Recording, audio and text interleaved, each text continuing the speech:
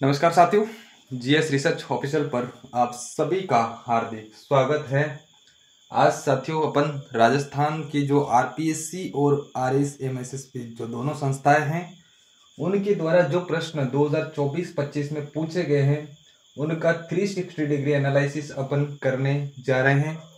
साथियों, जीवन में एक बात याद रखना कि आप जीवन में जिस चीज को शिद्दत से चाहोगे ना, उस चीज को मिलाने में पूरी कायनात तुम्हारे पीछे लग जाएगी। तो हर चीज को जिसको आप पाना चाहते हो उसके लिए शिद्दत से जीवन में मेहनत करिएगा। इसी मोटिवेशन के साथ आज के जो आरपीएससी और आरएसएमएसएसबी के पेपर जो हुए हैं उनका एनालिसिस अपन कर रहे हैं और 2025, 26 और 27 में जो आप एग्जाम देने जा रहे हैं उनका क्या ट्रेंड रह सकता है उस पर अपन विस्तृत चर्चा करेंगे और ऐसे क्वेश्चन जो आगामी परीक्षाओं में हूबहू आने की संभावनाएं है साथियों, उन पर अपन क्या है चर्चा करने जा रहे हैं। तो ध्यान से देखिएगा प्रश्नों को कि किस प्रकार के प्रश्न आए हैं और आगामी परीक्षाओं में कैसे प्रश्न हैं जो आएंगे। खास करके आरएस, एसआई, रीट और ये जितने भी एग्जाम है, सेकेंड ग्रेड है, फर्स्ट ग्रेड है, असिस्टेंट प्रोफेसर है, स्कूल व्याख्याता है, इनमें ये क्वेश्चन है साथियों, इसी टाइप के क्वेश्चन है जो आएंगे। तो देखते हैं आज का पहला क्वेश्चन साथियों अपना है वो क्या है। देखते हैं आज का पहला क्वेश्चन क्या है साथियों। तो आज का पहला क्वेश्चन जो अपने सामने है साथियों वो है क्या है, निम्नलिखित में से किस दुर्ग में सूरज प्रकाश, खुशहाल प्रकाश, लक्ष्मी प्रकाश और बसंत प्रकाश नामक भवन स्थित है साथियों। जूनागढ़ में है, मेहरानगढ़ में है, बाला किला में है या नाहरगढ़ में है, किस में है आपको बताना है। ये महल किस में है, बहुत इंपॉर्टेंट क्वेश्चन है और बहुत अच्छा क्वेश्चन जो आरपीएससी ने साथियों बनाया है। और इसका आंसर क्या हो जाएगा साथियों, तो सूरज प्रकाश, खुशहाल प्रकाश, लक्ष्मी प्रकाश और बसंत प्रकाश जो है कौन से दुर्ग में है, नाहरगढ़ दुर्ग में है। कौन से दुर्ग में है, नाहरगढ़ दुर्ग में है। और नाहरगढ़ दुर्ग कहाँ पर है, जयपुर में है, आपको पता रखना है। जूनागढ़ है जो बीकानेर में है, मेहरानगढ़ है जो कहाँ जोधपुर में है, और बाला किला कहाँ पर है साथियों, अलवर में है। नाहरगढ़ की बात की जाए तो इसको क्या कहा जाता है साथियों, तो इसको सुदर्शनगढ़ कहा जाता है। क्या कहा जाता है, सुदर्शनगढ़ भी कहा जाता है, ये आपको ध्यान रखना है। इसके अलावा इसे महलों का किला भी कहा जाता है, इसको महलों का किला भी कहा जाता है, महलों का किला। इसके अलावा इसको क्या कहा जाता है साथियों, महलों का किला कहा जाता है, याद रखना, सुदर्शनगढ़ कहा जाता है। अब इस एक चीज आपने पढ़ी होगी, आप सबने पढ़ी होगी, क्या पढ़ी होगी कि इस दुर्ग में एक जैसे 9 महल हैं। क्या पढ़ा होगा, एक जैसे 9 महल हैं। यही तो बात आरपीएससी ने आपसे पूछी कि एक जैसे 9 महल। लेकिन आपने गलती क्या कर दी, आपने गलती क्या कर दी कि इन 9 महलों के नाम आपने नहीं पढ़े। तो अब आप लोग 9 महलों के नाम याद कर लीजिए। यहाँ पर तो कितने लिखे हैं, सूरज प्रकाश, खुशहाल प्रकाश, लक्ष्मी प्रकाश, बसंत प्रकाश, 4 के लिखे हैं। अभी 5 और हैं साथियों, 5 और लिखिए। सूरज प्रकाश हैं, कौन कौन से हैं, 5 सूरज प्रकाश हैं। सूरज प्रकाश के अलावा बात करें तो और कौन सा है साथियों, तो सूरज प्रकाश के अलावा रत्न प्रकाश है। कौन है, कौन सा है, रत्न प्रकाश है। रत्न प्रकाश के अलावा बात करें तो और कौन सा है साथियों, तो खुशहाल प्रकाश, खुशहाल प्रकाश है। खुशहाल प्रकाश के अलावा बात करें तो और कौन सा है साथियों, तो खुशहाल प्रकाश के अलावा जो है बसंत प्रकाश है। कौन सा है, बसंत प्रकाश है। और बसंत प्रकाश के अलावा और देखो तो कौन से हैं साथियों, रत्न प्रकाश, रत्न प्रकाश, खुशहाल प्रकाश, बसंत प्रकाश हो गया। एक है ललित प्रकाश है, एक कौन सा है, ललित प्रकाश है, ललित प्रकाश। और कौन सा है, तो ललित प्रकाश के अलावा आनंद प्रकाश है। कौन सा है, आनंद प्रकाश है। आनंद प्रकाश के अलावा कौन सा है, तो एक कौन सा है, चंद्र प्रकाश है। कौन सा है, चंद्र प्रकाश है। तो कितने हो गए, बताओ कितने हो गए, 1 2 3 4 5 6 और 7 हो गए। 2 और कौन से हैं साथियों, तो 2 और कौन से हैं, एक है कौन सा, लक्ष्मी प्रकाश, एक कौन सा है, लक्ष्मी प्रकाश है। और एक कौन सा है साथियों, जौहर प्रकाश है।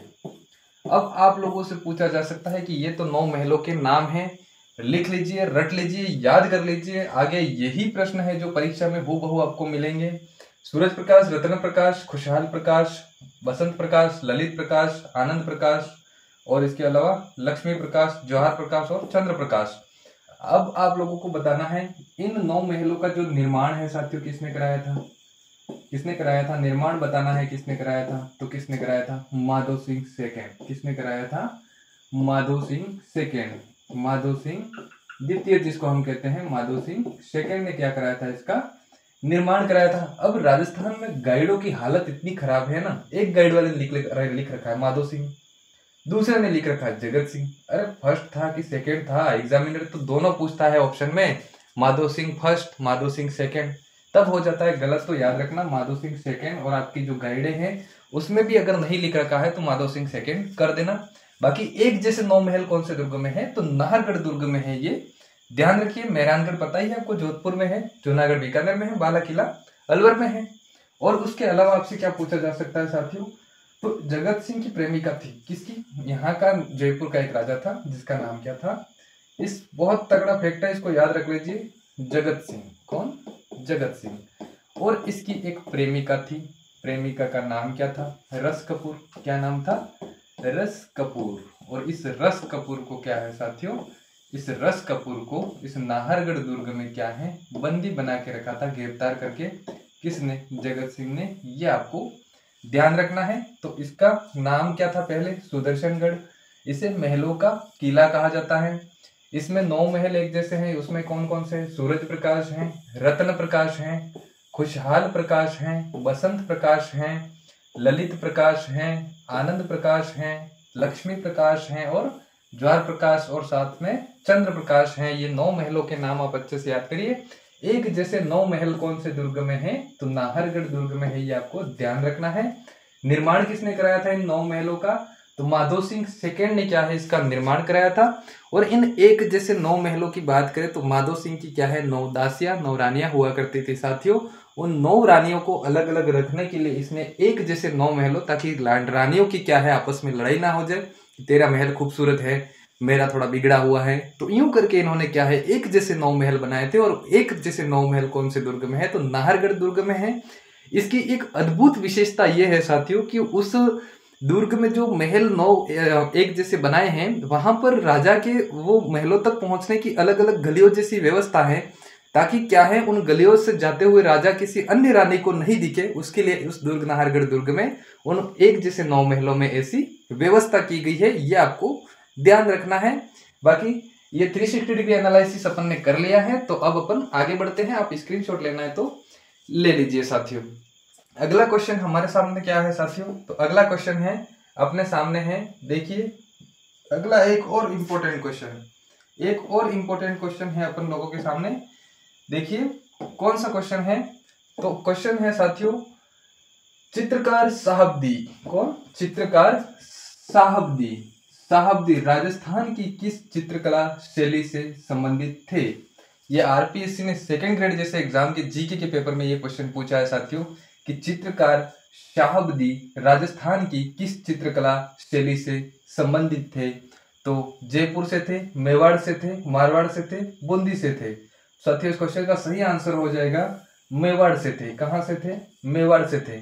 कई पुस्तकों में इनका नाम साहबदीन भी मिलता है।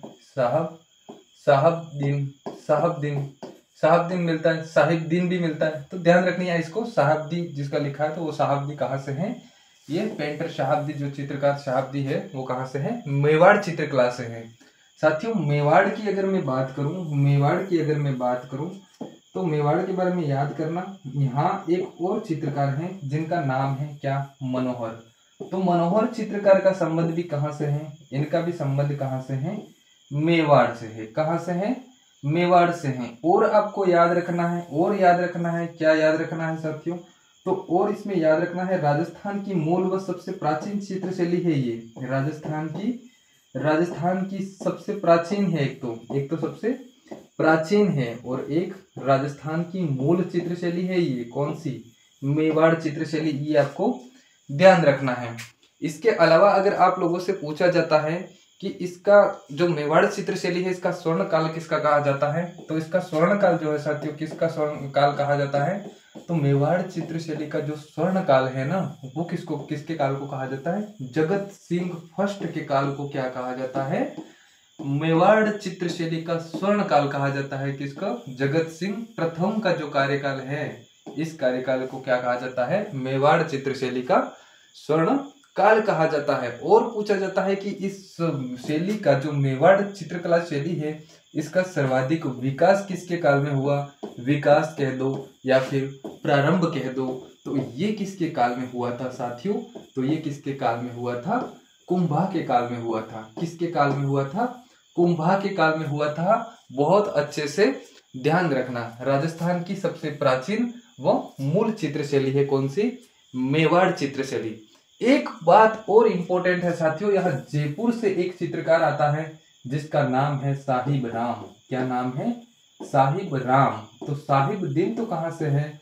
ये उदयपुर मेवाड़ चित्रशैली से है, लेकिन जयपुर से साहिब राम है वो कहाँ से है? साहिब राम जो है वो कहाँ से है? जयपुर चित्रशैली से है। जबकि साहिब दीन कहाँ से हैं? तो साहिब दीन कहाँ से हैं? मेवाड़ से हैं। बहुत अच्छे से ध्यान रखना साथियों। और आपसे पूछा जाए कि कलीला दमना का संबंध कौन सी चित्रशैली से है? तो कलीला और दमना दो पात्र हैं साथियों। कलीला और दमना क्या है? दो पात्र हैं। ये विष्णु शर्मा की एक पुस्तक है पंचतंत्र, उस पर आधारित है। और ये कौन सी चित्रशैली से संबंधित है? तो मेवाड़ चित्रशैली से संबंधित है। ये आप लोगों को बहुत अच्छे से ध्यान रखना है। और आप लोगों से पूछा जाता है कि राजस्थान का प्रथम चित्रित ग्रंथ, राजस्थान का प्रथम चित्रित ग्रंथ साथियों जो है, प्रथम चित्रित जो ग्रंथ है वो कौन सा है? तो कौन सा है साथियों? वो जो चित्र है श्रावण प्रतिक्रमण चूत्रसूर्णी जो है, श्रावण प्रतिक्रमण, श्रावण प्रतिक्रमण, श्रावण प्रतिक्रमण चूत्रसूर्णी जो है, सूत्रसूर्णी जो है वो क्या है साथियों? मेवाड़ का प्रथम जो है, राजस्थान का प्रथम चित्रित ग्रंथ है ये वाला चित्र। तो इसको ध्यान से याद रखना। और देखते हैं साथियों, और देखते हैं तो इसकी रचना किसने की थी? इस जो ग्रंथ की रचना है वो 1261 में हुई थी, 1261 में। और किसके काल में? तो तेज सिंह के काल में हुई थी। 1261 में हुई थी। और किसके काल में हुई थी? तेज सिंह के काल में हुई थी। किसकी? श्रावण प्रतिक्रमण चूत्रसूर्णी जो प्रथम चित्रित ग्रंथ है राजस्थान का, उसकी रचना जो है 1261 में तेज सिंह के काल में हुई थी। ये आप लोगों को बहुत अच्छे से ध्यान रखना है। अगर इस तरीके से आप एनालिसिस करके देखोगे तो आप समझ जाओगे कि एग्जामिनर कहाँ पर आपको कंफ्यूजन कराना चाह रहा था। साहबदी और साहिब राम। एक साथियों और नोट करना, एक व्यक्ति है और कौन सी चित्रशैली का? एक व्यक्ति है और कौन सी चित्रशैली का है? आप बता देना। इसका नाम है निसार दिन। क्या नाम है? निसार दिन नाम है इसका। तो निसार दिन का संबंध कहाँ से आता है? तो ये चावंड चित्रशैली से संबंधित है। कौन?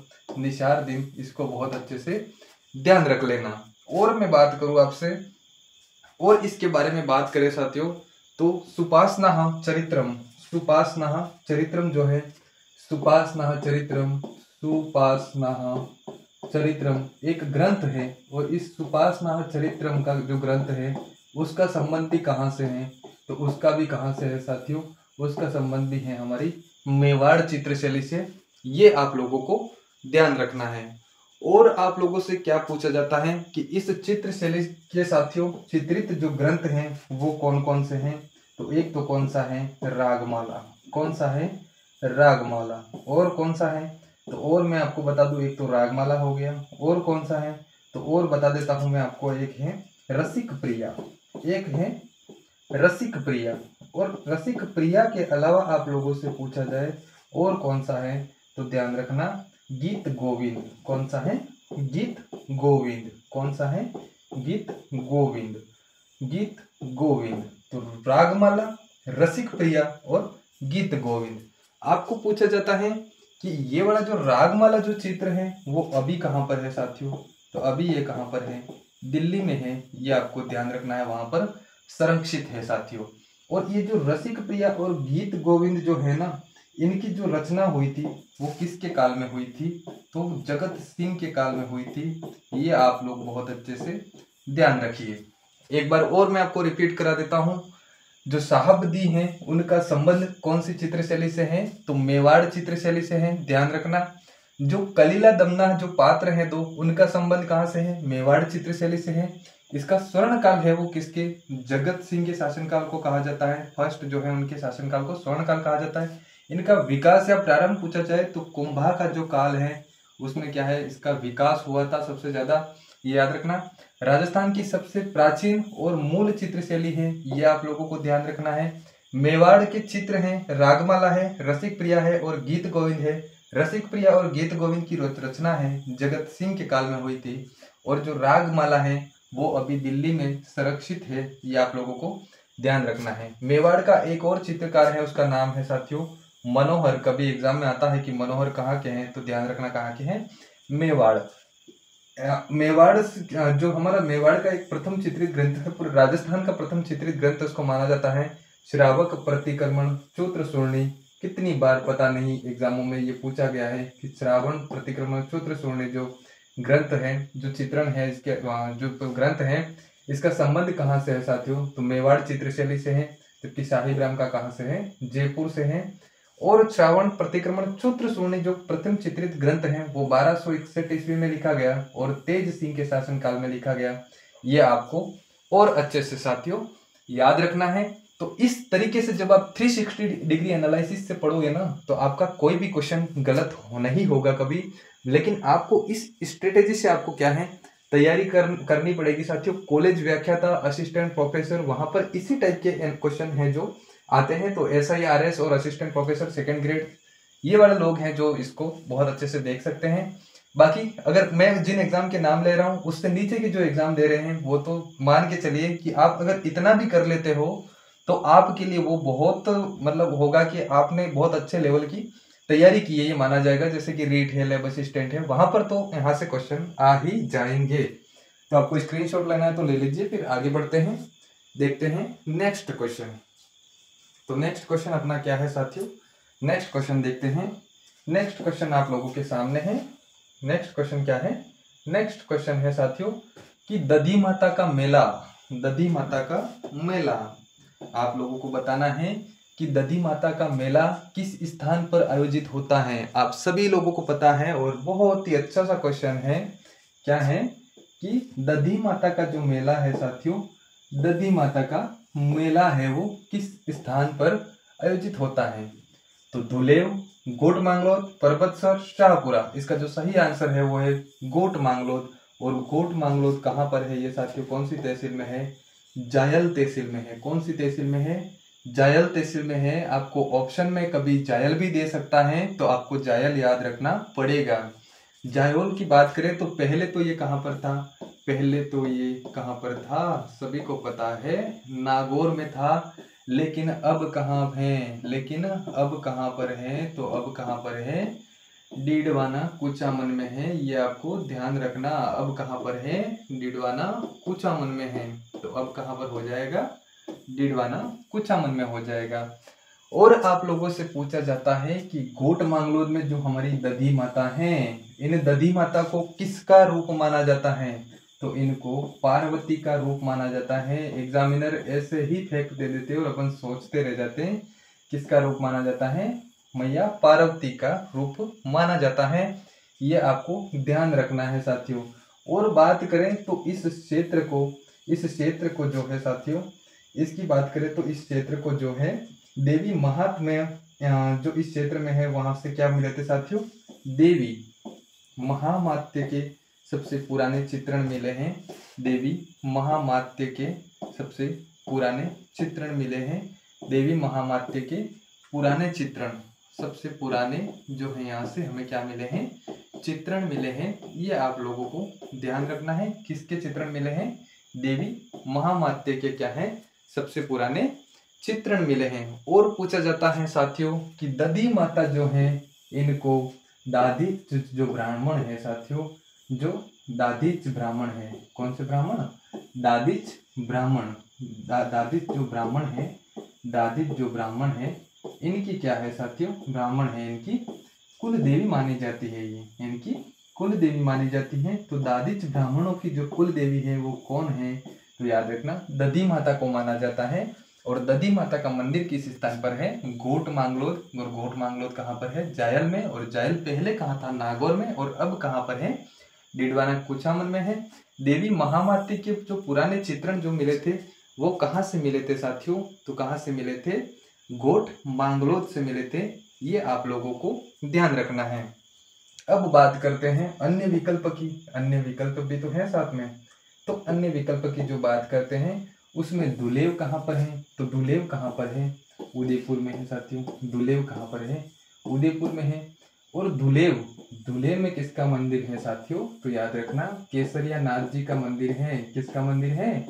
केसरिया नाथ जी का मंदिर है। और ये केसरिया नाथ जी को और क्या कहा जाता है? तो इनको ऋषभ देव भी कहा जाता है। ऋषभ देव भी कहा जाता है। ये बहुत अच्छे से आपको ध्यान रखना है। तो दुलेव में किसका मंदिर है? केसरिया नाथ जी का। ऋषभ देव जी को क्या है? केसर चढ़ाया जाता था, इसलिए इसका नाम क्या पड़ गया? केसरिया नाथ जी पड़ गया। ये आप लोग ध्यान रखना।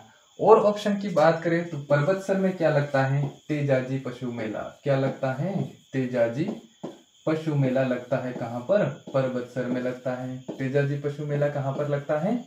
तो कहाँ पर लगता है साथियों? पर्वतसर में लगता है। और पूछा जाए शाहपुरा, शाहपुरा में क्या है? तो यहाँ पर राम स्नेही संप्रदाय की पीठ है। किसकी? राम स्नेही संप्रदाय जो है इसकी पीठ है। ये आप लोगों को ध्यान रखना है। और इसके अलावा पूछा जाए कि राम स्नेही जो संप्रदाय है इसके संस्थापक कौन थे? तो रामचरण जी थे। इनके संस्थापक कौन थे? तो इनके जो संस्थापक हुआ करते थे वो कौन थे? रामचरण जी। कौन थे? नाम याद रखना, रामचरण जी। रामचरण जी थे। और इनका वास्तविक नाम था साथियों, वो क्या नाम था? तो इनका वास्तविक नाम था वो था राम किशन। ये ध्यान रखना, कभी ऑप्शन में राम किशन दे दिया तो आप लोगों का गलत नहीं होना चाहिए। अब मैं बता देता हूँ दधी माता का मेला कहाँ पर लगता है? गोट मांगलोद में लगता है। कहाँ पर लगता है? गोट मांगलोद में लगता है। अब आपको पता चल गया गोट मांगलोद में लगता है, ये तो आपको पता चल गया। अब दधी माता को किसका रूप माना जाता है? तो पार्वती का रूप माना जाता है। और पूछा जाए कि दधी माता किसकी कुल देवी है? दादिच ब्राह्मणों की कुल देवी है। यहीं पर देवी गोट मांगलोद से ही देवी महात्म्य के क्या है? महामाते के सबसे पुराने हमको चित्रण मिले हैं। ये आपको ध्यान रखना है। गोट मांगलोद कहाँ है? जायल में है। जायल कहाँ पर है? नागौर में है। लेकिन अब कहाँ पर आ गया? डिडवाना कुचामन में आ गया। और बात करें इन ऑप्शनों की बात करें तो दुलेव में केसरिया नाथ जी का मंदिर है। ऋषभ देव जी को केसर चढ़ाया जाता था, इसलिए उनको केसरिया नाथ जी कहा जाने लगा। पर्वतसर में तेजाजी पशु मेला लगता है, सबको पता है। शाहपुरा में राम स्नेही संप्रदाय की प्रमुख पीठ है, जिसके संस्थापक कौन है? रामचरण जी। तो स्क्रीनशॉट ले लीजिए। इस प्रकार ये अपना एक अच्छा क्वेश्चन पूरा हुआ। स्क्रीनशॉट ले लीजिए। आगे बढ़ते हैं साथियों, आगे बढ़ते हैं। नेक्स्ट क्वेश्चन जो है देखते हैं। तो नेक्स्ट क्वेश्चन देखते हैं साथियों। नेक्स्ट क्वेश्चन अपना कौन सा है? नेक्स्ट क्वेश्चन है ये वाला क्वेश्चन जो आप लोगों के सामने है। बहुत अच्छा क्वेश्चन है जो आरपीएससी ने सेकेंड ग्रेड जैसे एग्जाम में क्या है साथियों पूछा है। आप लोगों को जीवन में इतनी मेहनत करनी है कि सफलता जो है ना आपको जब मिले तो आपको खुशी हो कि मैंने इसके लिए कितना मेहनत किया है, कितनी मेहनत की है, कितने प्रयास मैंने किए हैं। तो वास्तव में आप जो सफलता मिलेगी ना उसका बेहतरीन तरीके से आप उसका सम्मान करोगे। जब किसी व्यक्ति को कोई चीज़ जब यूं ही मिल जाती है ना तो वो उसका सम्मान नहीं करता है। तो आप लोग इतनी मेहनत करिए कि सफलता क्या है आपके कदम छुए। साथियों चौथे नंबर का जो अपना प्रश्न है वो है पुत्र जन्म के 10वें दिन, पुत्र जन्म के 10वें दिन किस रिवाज को मनाया जाता है? तो किसको मनाया जाता है साथियों? दसोटन। 10वें दिन जो त्योहार मनाया जाता है उसको हम क्या कहते हैं? दसोटन कहते हैं। और पूछा जाए आपको तो फिर जामना क्या है?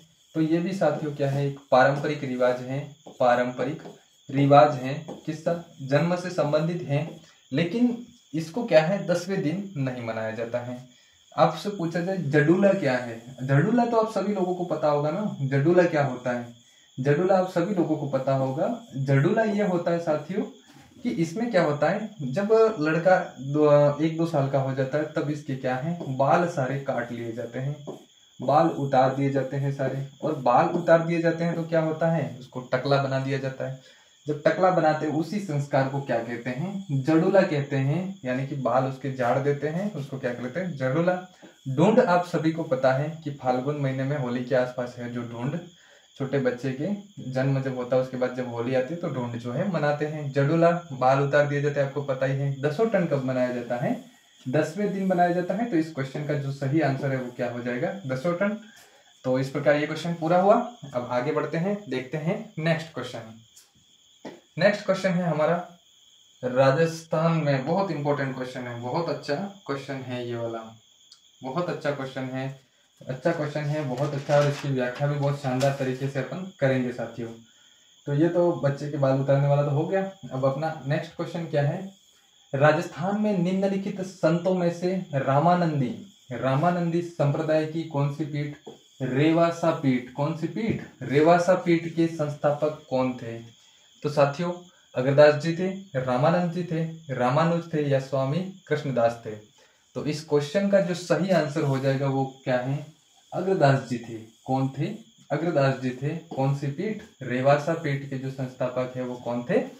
अग्रदास जी थे। लेकिन यहाँ से एक इम्पोर्टेंट, रामानंदी संप्रदाय की क्या है साथियों? 2 पीठ हैं। कितनी पीठ हैं? 2 पीठ हैं। एक तो कहाँ पर है? गलता जी। एक तो कहाँ पर है? गलता जी। और गलता जी कहाँ पर है? जयपुर में है, सभी को पता है। और एक कहाँ पर है? तो एक है रेवासा। और रेवासा कहाँ पर है? सबको पता है कहाँ पर है? सीकर में है। कहाँ पर है? तो रेवासा कहाँ पर है? सीकर में है। साथियों इम्पोर्टेंट बात यह है कि इस रेवासा सीकर रेवासा जो सीकर में है, यहाँ की जो इनकी संप्रदाय की पीठ है रेवासा पीठ, यहाँ के संस्थापक तो कौन थे? अग्रदास जी थे। कौन थे? अग्रदास जी थे। और आपसे पूछा जाए कि अग्रदास जी थे, और आपसे पूछा जाए कि जो गलता जी जो पीठ है यहाँ के संस्थापक कौन थे? तो यहाँ पर कौन थे साथियों? कृष्णदास पयहारी। कौन थे? कृष्णदास पयहारी जी थे। ये आपको ध्यान रखना है। ऑप्शन में भी लास्ट में लिख रखे हैं स्वामी कृष्णदास। तो गलता जी के संस्थापक कौन थे? कृष्ण जी। और इस गलता जी की बात करें तो इसे उत्तर भारत का तोताद्री कहा जाता है। उत्तर भारत का क्या कहा जाता है? तोताद्री कहा जाता है। यह आपको ध्यान रखना है। उत्तर भारत का तोताद्री कहा जाता है। किसको? गलता जी को उत्तर भारत का तोताद्री कहा जाता है। तो इस प्रकार इस क्वेश्चन को आपको ध्यान रखना है। और बात करें साथियों तो इस संप्रदाय के जो अन्य नाम है, रामानंदी संप्रदाय का जो अन्य नाम है वो क्या है? रसिक संप्रदाय। क्या है? रसिक संप्रदाय जो है इसका अन्य नाम है। आपको ध्यान रखना है। आपको कभी पूछा जाए कि रसिक संप्रदाय, तो आपको मानना है रामानंदी संप्रदाय के बारे में पूछा है। इसमें किसकी पूजा की जाती है? राम और सीता की जो है पूजा की जाती है। इसमें राम सीता की पूजा की जाती है। साथियों आप लोग मुझे ये बताइए कि जो राम सीता हैं उनके आधार पर एक ग्रंथ भी लिखा गया है, और ये ग्रंथ कौन सा है? ये आप लोगों के लिए क्वेश्चन है। तो आप लोग बताइए वो ग्रंथ कौन सा है? तो वो ग्रंथ कौन सा है साथियों? कौन सा है? राम रासो। कौन सा है? राम रासो। आप लोग मुझे ये बता दीजिए कमेंट बॉक्स में कि इस राम रासो की जो रचना है वो किसने की थी? ये आप लोगों को बताना है। तो राम रासो की जो रचना है साथियों किसने की थी? कृष्ण भट्ट ने की थी। किसने की थी? कृष्ण भट्ट। ये आप लोगों को ध्यान रखना है। किसने की थी? कृष्ण भट्ट ने की थी। ये आप लोगों को ध्यान रखना है। बढ़ते हैं आगे, देखते हैं नेक्स्ट क्वेश्चन। साथियों अपना नेक्स्ट क्वेश्चन क्या है? नेक्स्ट क्वेश्चन है आप लोगों के सामने कि राजविलास ग्रंथ के लेखक कौन है साथियों? राजविलास ग्रंथ के लेखक कौन थे? केशवदास जी थे, तेज कवि थे, मान कवि थे या वीर बाण थे? तो बहुत अच्छा क्वेश्चन है। राजविलास ग्रंथ जो था उसके लेखक कौन थे साथियों? तो मान कवि जो थे वो क्या थे? इस ग्रंथ के लेखक थे। ये आपको बहुत अच्छे से ध्यान रखना है। अगर इसकी बात करें साथियों तो इसमें ये जो कवि थे ना, महाराणा राज सिंह जो थे उसके दरबारी कवि थे। किसके? महाराणा राज सिंह के दरबारी कवि थे ये। किसके दरबारी कवि थे? तो महाराणा राज सिंह के दरबारी कवि थे। और बात करें तो साथियों इसमें राज सिंह के शासनकाल का वर्णन है। इस राज सिंह के शासनकाल का इसमें क्या है? वर्णन है। इनके शासनकाल का क्या है? वर्णन है। ये आपको ध्यान रखना है। किसमें? इस राजविलास में। इस राजविलास में क्या है? जो महाराणा राज सिंह है उनके शासनकाल का क्या है? वर्णन है। ये आपको ध्यान रखना है साथियों। ये अगर इनकी बात करें, केशव दास जी की बात करें, तो इन्होंने एक लिखी थी साथियों, उसका नाम है, क्या नाम है, गज गुण रूपक। क्या नाम है, गज गुण रूपक। ये किसने लिखी थी, गज गुण रूपक जो है किसने लिखी थी, कवि मान कवि ने लिखी थी। मान कवि ने नहीं, सॉरी साथियों, केशव दास ने लिखी थी क्या, गज गुण रूपक। ये आपको बहुत अच्छे से ध्यान रखना है। तो इस टाइप के क्वेश्चन हैं जो आरपीएससी पूछ रही है, और ये क्वेश्चन साथियों रिपीट हो सकते हैं, इसलिए आप इनको बहुत अच्छे से ध्यान रखिए। इस टाइप के जो क्वेश्चन है ना, आपकी सफलता जो है जो निश्चित करेंगे साथियों। आगे बढ़ते हैं, देखते हैं नेक्स्ट क्वेश्चन अपना क्या है साथियों। नेक्स्ट क्वेश्चन देखते हैं, आगे बढ़ते हैं। नेक्स्ट क्वेश्चन साथियों अपना क्या है, तो नेक्स्ट क्वेश्चन देखिए। नेक्स्ट क्वेश्चन बहुत बड़ा भी है, राजस्थान पॉलिटी का क्वेश्चन है साथियों। नेक्स्ट क्वेश्चन है अपना कि भारत में राज्य के महाधिवक्ता की बात हो रही है। महाधिवक्ता का पारिश्रमिक किसके द्वारा निर्धारित किया जाता है, ये पूछा है। पारिश्रमिक, पारिश्रमिक यानी कि उसका जो पैसा है वो किसके द्वारा निर्धारित किया जाता है, ये पूछ रहा है। क्वेश्चन नंबर 7 है ये। इसमें पूछा गया है भारत के राष्ट्रपति के द्वारा, राजस्थान के राज्यपाल के द्वारा, राज्य विधानमंडल द्वारा, या भारत के मुख्य न्यायाधीश द्वारा। तो साथियों इसका जो सही आंसर वो हो जाएगा, वो है राज्य के राज्यपाल द्वारा क्या है, जो है पारिश्रमिक जो है वो निर्धारित किया जाता है। अब आप सभी को पता है कि कौन सा, आप सभी को पता है कि महाधिवक्ता की अगर बात करें तो इनके लिए अनुच्छेद कौन सा है, तो आप सभी को पता है, ये तो छोटी सी बात सभी को पता है, कौन सा अनुच्छेद है, 165। कौन सा है, 165। अब इसके बारे में मैं जो बता रहा हूँ ना, बहुत इंपॉर्टेंट है और बहुत अच्छे से इसको ध्यान रखिए साथियों। इनकी नियुक्ति किसके द्वारा की जाती है, महाधिवक्ता की नियुक्ति किसके द्वारा की जाती है, तो नियुक्ति कौन करता है, राज्यपाल। राज्यपाल इन्हें क्या करता है, नियुक्त करेगा। और नियुक्त करता है कैसे व्यक्ति को, किसी व्यक्ति को साथियों, तो इसकी योग्यता क्या होगी, इसकी योग्यता क्या होगी, तो अगर पूछा जाए तो इसकी योग्यता होगी कि ये क्या है, इस जो हाई कोर्ट है उसका क्या है साथियों, हाई कोर्ट का न्यायाधीश जो है वो बनने की क्या है, योग्यता रखता हो। इस बात को अगर साफ साफ क्या लिखा हुआ है वो मैं आपको बताऊं साथियों, तो राज्यपाल ऐसे व्यक्ति को महाधिवक्ता नियुक्त करेगा जो उच्च न्यायालय का न्यायाधीश बनने की क्या है, वो योग्यता रखता है। राज्यपाल किसको अगर महाधिवक्ता नियुक्त करेगा आपसे पूछा जाएगा, तो हाई कोर्ट का क्या है, न्यायाधीश बनने की योग्यता रखता हो, ऐसे व्यक्ति को क्या करेगा, ऐसे व्यक्ति को महाधिवक्ता नियुक्त करेगा। कौन नियुक्त करेगा, राज्यपाल नियुक्त करेगा। कैसे व्यक्ति को नियुक्त करेगा, जो हाई कोर्ट में न्यायाधीश बनने की क्या है साथियों, योग्यता रखता है। इसके साथ ही ये 165 एक की बात हो गई। अब पूछा जाए 165 दो में क्या लिखा हुआ है, 165 दो में क्या लिखा हुआ है, और एक इम्पोर्टेंट है 165 3, 165 दो। और ये तो है राज्य महाधिवक्ता जो है क्या करेगा साथियों, राज्य सरकार को ये कैसे मामले, जो विधि संबंधी मामले हैं उस पर क्या है साथियों, सलाह और सहायता प्रदान करेगा। ये आपको ध्यान रखना है, सलाह। और इसके अलावा ये भी लिखा हुआ है, आप जब संविधान का बेयर एक्ट पढ़ते हो तो उसमें साफ लिखा हुआ है कि जब जो राज्यपाल है वो अगर चाहेगा, राज्यपाल जैसा निर्देश दे वैसा कार्य कौन करेगा, तो कौन करेगा, राज्य का महाधिवक्ता। 165(3) में अगर देखा जाए तो 165(3) में क्या लिखा हुआ है साथियों, महाधिवक्ता राज्यपाल के प्रसाद पर्यंत पद पर रहता है। तो महाधिवक्ता किसके प्रसाद पर्यंत रहता है, राज्यपाल के प्रसाद पर्यंत पद पर रहता है, राज्यपाल के प्रसाद पर्यंत ये क्या है, पद पर रहता है। ये ध्यान रखना। तो राज्यपाल जी जब तक चाहेंगे तब तक ये क्या है, पद पर रहेगा। और इसी में ये लिखा हुआ है कि राज्यपाल जी है वो इसका क्या है, राज्यपाल जी है वो इसका पारिश्रमिक जो है वो अवधारित करेंगे या निर्धारित करेंगे। जो इसका पारिश्रमिक है वो कौन निर्धारित करेंगे, तो पारिश्रमिक कौन निर्धारित करेंगे, राज्यपाल जी निर्धारित करेंगे। यही बात क्या है आरपीएससी ने पूछ ली कि भारत में राज्य के महाधिवक्ता का पारिश्रमिक जो है किसके द्वारा निर्धारित किया जाता है, तो किसके द्वारा निर्धारित किया जाता है, राज्यपाल के द्वारा निर्धारित किया जाता है। अब आप लोगों को क्या याद रखना है कि राज्य के महाधिवक्ता अनुच्छेद 165, इसमें 3 अनुच्छेद अच्छे से याद कर लेना। आरपीएससी हो सकता है कि महाधिवक्ता के बारे में अगला क्वेश्चन पूछे और इन तीनों अनुच्छेदों को अलग अलग से आपके सामने प्रस्तुत कर दे। तो साथियों 165(1) में क्या लिखा हुआ है, 165(1) में लिखा हुआ है कि राज्यपाल नियुक्त करेगा किसको, राज्य के महाधिवक्ता को। और कैसे आदमी को नियुक्त करेगा, जो हाई कोर्ट का न्यायाधीश बनने की अर्हता रखता हो या योग्यता रखता हो। 165(2) में लिखा हुआ है, क्या लिखा हुआ है कि राज्य सरकार को ये विधि में सलाह देने का काम करेगा या विधि से संबंधित जो कार्य होंगे उसमें सहायता प्रदान करेगा। 165(3) में लिखा हुआ है कि राज्यपाल के प्रसाद पर्यंत क्या है, ये पद पर रहेगा। और उसी में लिखा हुआ है राज्यपाल इसका पारिश्रमिक जो भी है वो क्या करेगा, तो क्या करेगा, अवधारित करेगा। ये क्या है, हमारे महाधिवक्ता से संबंधित साथियों बातें हैं, आपको इनको बहुत अच्छे से नोट कर लेना है। आगे बढ़ते हैं, देखते हैं नेक्स्ट क्वेश्चन जो है हमारा साथियों क्या है। हम देखते हैं नेक्स्ट क्वेश्चन जो हमारा क्या है।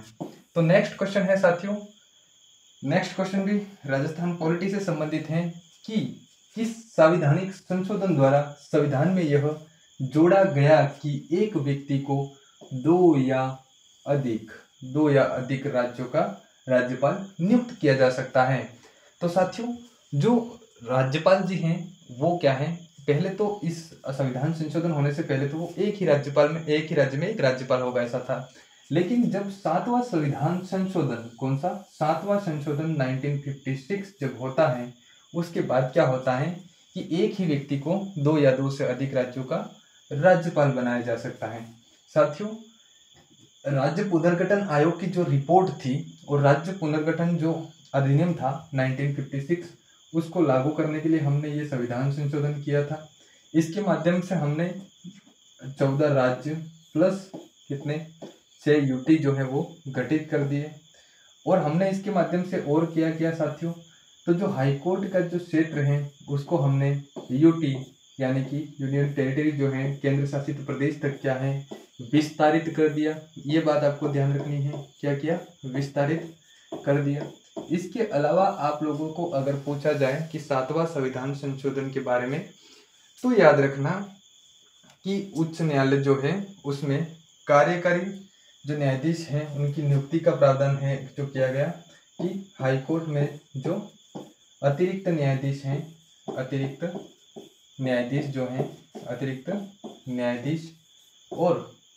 न्यायाधीश और जो कार्यकारी न्यायाधीश हैं उनकी क्या है नियुक्ति का क्या है हमने, प्लस कार्यकारी न्यायाधीश जो हैं उनकी क्या है नियुक्ति का हमने प्रावधान किया था। कौन से 7वें संविधान संशोधन से कार्यकारी न्यायाधीश की क्या है नियुक्ति का हमने क्या किया था साथियों, प्रावधान किया था। ये आपको बहुत अच्छे से ध्यान रखना है। और आप लोगों को पूछा जाए कि ये 7वां संविधान संशोधन जो था उसके किस मतलब धारा में संशोधन किया था, और ये जो है जोड़ा था साथियों, जो 2 या 2 से अधिक वाला राज्यों का राज्यपाल हो सकता है, तो धारा 6 बहुत अच्छे से याद कर लेना, इसमें संशोधन करके ये बात जो है वो लिखी गई थी। और आप लोगों से पूछा जाए कि और क्या है साथियों, तो इसमें हमने क्या किया था, जिसमें हमने किया था कि राज्यों की क्या थी 4 श्रेणियां थी, राज्यों की 4 श्रेणियां थी। भाग अ भाग ब ऐसे आपने पढ़ा होगा ना हिस्ट्री में, राज्यों की 4 जो श्रेणियां थी, इन श्रेणियों को हमने क्या कर दिया था साथियों, तो इन श्रेणियों को हमने समाप्त कर दिया था। ये आप लोगों को ध्यान रखना है। तो आप लोग 14 राज्यों और 6 यूटी बनाए थे, कौन सा, इसको समाप्त करके। और इसके अलावा हमने अतिरिक्त न्यायाधीश और कार्यकारी न्यायाधीश की नियुक्ति का प्रावधान भी इसी से किया था। तो आप लोगों को ध्यान रखना है 7वां संविधान संशोधन 2 या 2 से अधिक राज्यों का राज्यपाल नियुक्त किया जा सकता है, ऐसा प्रावधान हमने कब किया, तो 7वां संशोधन अधिनियम 1956 कैसे किया था, ये आप लोगों को बहुत अच्छे से ध्यान रखना है साथियों। देखते हैं नेक्स्ट क्वेश्चन। नेक्स्ट क्वेश्चन अपना क्या है साथियों, नेक्स्ट क्वेश्चन है कला संस्कृति का क्वेश्चन है, राजस्थान कला संस्कृति का है कि क्या क्वेश्चन है साथियों, निम्नलिखित लोकगीतों में से कौन से विवाह के अवसर पर गाए जाते हैं। साथियों एक है जला गीत, बताओ जला गीत कब गाते हैं, जला गीत तब गाते हैं जब बारात आ जाती है और बारात का डेरा देखने के लिए जब महिलाएं जाती हैं, बारात का डेरा देखने के लिए कुछ क्षेत्रों में जब बारात आ जाती है और दूल्हे को जलपान ग्रहण करवाने जाते हैं यानी पानी पिलाने जाते हैं, तब भी जला गीत गाते हैं। तो बारात का जब डेरा देखने जाते हैं तब क्या करते हैं, जला गीत गाते हैं। तो ये बात तो बिल्कुल सही है कि जला गीत तो विवाह से संबंधित है। परिणीत क्या है, जब शादी करता है दूल्हा तब परिणीत गीत गाए जाते हैं। तो इसका भी संबंध किससे हो गया साथियों, विवाह से हो गया। एक है गौरबंद। गौरबंद आप सभी को पता है, गौरबंद क्या है, ऊंट के गले का आभूषण है। ऊंट के गले का क्या है, ये ऊंट के गले का आभूषण है। ये आप सभी को पता है कि ऊंट के गले का आभूषण है क्या, गौरबंद। जब महिलाएं ऊंट के गले का ये आभूषण बनाती हैं तब क्या करती हैं, तब क्या करती हैं, गौरबंद गीत है जो गाती हैं। सीटने की बात करें तो जो सीटने हैं साथियों, जब दूल्हा शादी करने जाता है तो इस बारात को एकदम गालियां दे देकर क्या है, पूरी बारात वाले जहाँ जहाँ बारात जाती है वहाँ के लोग पूरा मन भर लेते हैं बारात को गालियां दे दे के। तो ये गालियों भरे गीत हैं, कौन से, सीटने जो हैं वो गालियों भरे गीत हैं। तो ये याद रखना कि सीटने क्या है, गालियों भरे गीत हैं, लेकिन इनका संबंध फिर भी विवाह से तो है ही। तो ये भी क्या है, सही हो गया। इस प्रकार इस प्रश्न का जो हमारा सही आंसर हो जाएगा वो हो जाएगा 1, 2 और 4। ऐसा कौन सा ऑप्शन है साथियों, ऐसा ऑप्शन है ऑप्शन 3, 1, 2 और 4। इसका क्या सही आंसर है, 1, 2 और 4। तो जलागीत, परिणीत और सीटने ये क्या है, विवाह से संबंधित है। जबकि ये जो गौरबंद जो है वो हमारे जब ऊंट के गले के आभूषण बनाते हुए महिलाएं गाती हैं। तो आपको ये ध्यान रखना है, गौरबंद ऊंट के गले का आभूषण भी है, ये भी आपको ध्यान रखना है। तो साथियों आज के लिए इतना ही। अपन इसी तरह अब हर रोज अपन बैक टू बैक इस तरीके से व्याख्या करते जाएंगे और ये पता लगाएंगे कि आरपीएससी क्या पूछ रही है, आरएसएम एसएसबी बोर्ड क्या पूछ रहा है। और एक समय के बाद आपके सारे पेपर बहुत अच्छे से रिवाइज हो जाएंगे। आपको जानकारी अच्छी लगी हो तो चैनल को सब्सक्राइब जरूर करें और अपना चैनल बाकी अन्य लोगों तक जरूर पहुंचाएं, ताकि क्या है सभी लोग इस प्रकार की जो एनालिसिस है 360 डिग्री उसको बहुत अच्छे से देख सके। तो आप सभी लोगों का धन्यवाद। मिलते हैं कल की क्लास में। Thank you.